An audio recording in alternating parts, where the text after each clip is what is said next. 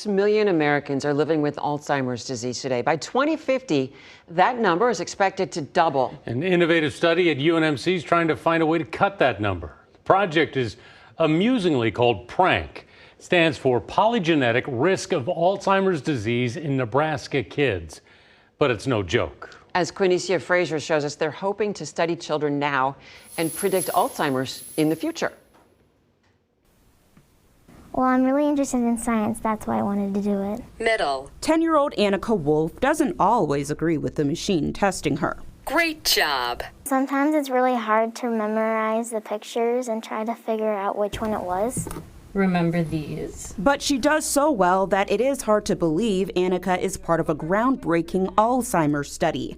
Scientists with the University of Nebraska Medical Center are taking the research out of the geriatrics ward and moving it to the grade school. We want to think about disease as maybe a lifespan process that's a collection, an aggregation of vulnerabilities across the lifespan, including genetic vulnerabilities that are preset when we're born.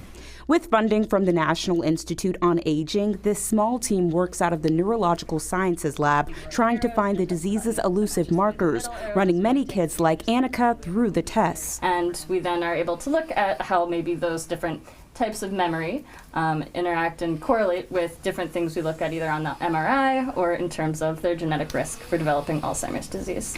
Other researchers compile that physical evidence. They study Annika's and other subjects' MRIs. That way, if they have a high risk or a low risk for Alzheimer's disease, we try to see if that's related to how their brain functions. No one knows today if Annika could have the disease later, but she does have a family history. My grandma had it. She couldn't remember a lot of things that happened, like she couldn't remember who I was. And then, we had to, tell her who we were all the time. Annika knows she is doing serious science, and that science in this lab is an extension of existing published work. That literature really looks at adults, and so to see these findings to be consistent in children is really interesting.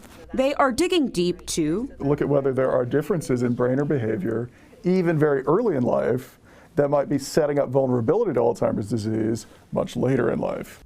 The hope is to improve the lives of the millions of Americans who will someday develop Alzheimer's. What I'd like to see is just enhancement across the board in terms of treatment, in terms of therapies, and in terms of early detection. Annika is totally on board. I think it's important because you can tell if you have anything wrong or if something can happen to you.